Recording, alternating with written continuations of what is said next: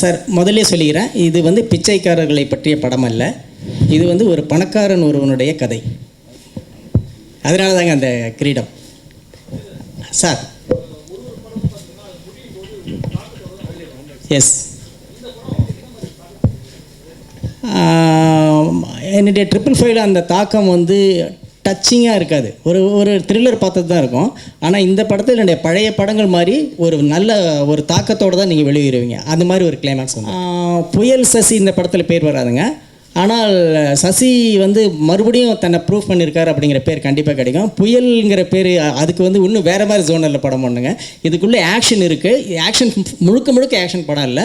ஒரு நல்ல கதைக்குள்ளே சரியான ஒரு 3 ஆக்ஷன் வந்திருக்கு, அவ்வளோதான். நல்ல பிளாக் அமைச்சிருக்கு, அவ்வளோதான். ரொம்ப கஷ்டப்பட்டு வளர்ந்தேன்.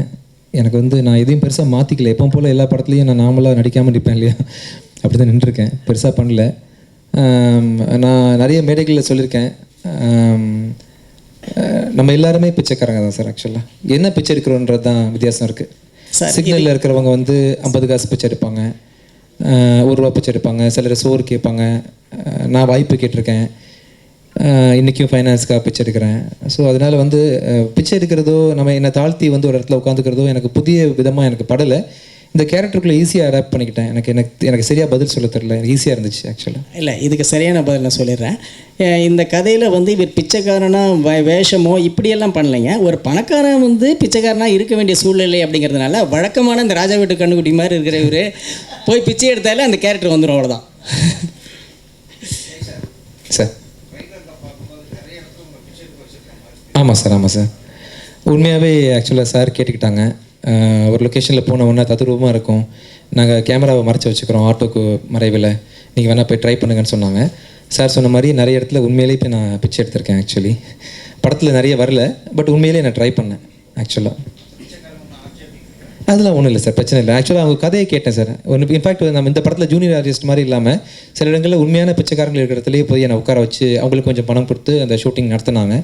அப்போ நடத்திட்டு இருக்கும்போது சில அம்மாக்கள்கிட்ட பேசும்போது பிச்சைக்காரங்கள்லாம் வந்து பிறக்கும்போதே பிச்சைக்காரங்களாம் யாரும் இல்லை சார். மருமகள் கொடுமையினால் பையன் சரியாக கவனிக்க முடியாமல் வீட்டை விட்டு வெளியே வந்த ஒரு அம்மா பிச்சைக்காரியாக இருக்கிறாங்க. ஒரு ஆள்கிட்ட கேட்டுட்ருக்கேன், நீங்கள் என்ன சார் அப்படின்னு பேசிகிட்டு இருக்கும்போது அவர் சொல்கிறாரு, நான் ரொம்ப 4 வருஷம் இங்கே தான் பிச்சை எடுத்துருக்கேன் இந்த கோயில் பக்கத்துலன்றாரு. உங்களுக்கு கல்யாணம்லாம் எனக்கு ஒன்றும் புரியல, கேட்குறேன், தயக்கம் கேட்குறேன், உங்களுக்கு கல்யாணம் ஆயிடுச்சிங்களா எப்படி அப்படின்னு மாதிரி கேட்கும்போது, இருக்கா சார் என் பொண்ணு ஸ்கூலில் படிச்சுட்ருக்கேன், நான் படிக்க வச்சுட்ருக்கேன் பிச்சை எடுத்து அப்படின்னு சொல்லிட்டு. ஒவ்வொரு பிச்சைக்காரங்களுக்கும் மத்தியில் ஒரு வாழ்க்கை இருக்குது. நமக்கு வந்து அதெல்லாம் தெரியாது. பிச்சை எடுக்கிறான், இவங்களாம் கை கால் நல்லா தான் இருக்குது அப்படின்னா டக்குன்னு ஒரு ஈஸியாக மனசுக்குள்ள ரெஜிஸ்டர் பண்ணாமல் போயிடுறோம். அந்த கேரக்டர் வந்து வேல்யூ பண்ணிக்கிறது இல்லை. அவன் ஒரு மனுஷன் சமூகத்தால் தள்ளப்பட்டு அமுக்கப்பட்டு ஏமாற்றப்பட்டு அவன் வந்து பிச்சை இருக்கால நிலைமைக்கு மாற்றப்பட்டுக்கான்றதெல்லாம் உள்ளே போய் யாரும் இது வரைக்கும் பார்த்ததில்லை. பேசும்போது தெரியுது அவன் ஒரு பிள்ளையோட அப்பா, ஹீரோ, அவர் தான் சூப்பர் ஸ்டார் அந்த ஃபேமிலிக்கு. ஸோ அந்த மாதிரி ஒவ்வொரு குடும்பத்துலேயும் பிச்சைக்காரங்களில் பல பேரை காப்பாற்றுறதுக்காக பிச்சை எடுக்கிறாங்க அப்படின்றத ரீசெண்டாக நான் இந்த படம் மூலமாக தெரிஞ்சுக்கிட்டேன். ஆக்சுவலாக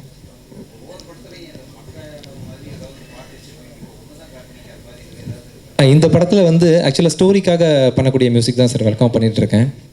அப்படி ஒரு பாட்டை டிமாண்ட் பண்ணல இந்த ஸ்கிரிப்ட். ஆக்சுவலி நான் டிமாண்ட் பண்ணேன்.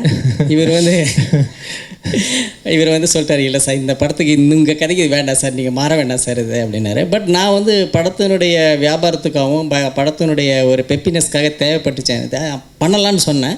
பட் இவர் வந்து இல்லை சார் கதையாகவே இருக்கட்டும், வேண்டாம் சார் அப்படின்ட்டார்.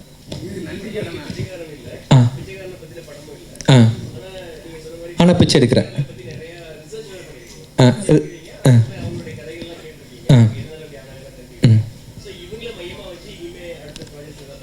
ஆக்சுவலாக இதில் வந்து நான் பிச்சைக்காரனாக வாழ்கிறேன். நிறைய படத்தோட பெருவாரியான போர்ஷனில் நான் பிச்சையாக இருக்கிறேன், பிச்சைக்காரன் கூட வாழ்கிறேன் அப்படின்றது.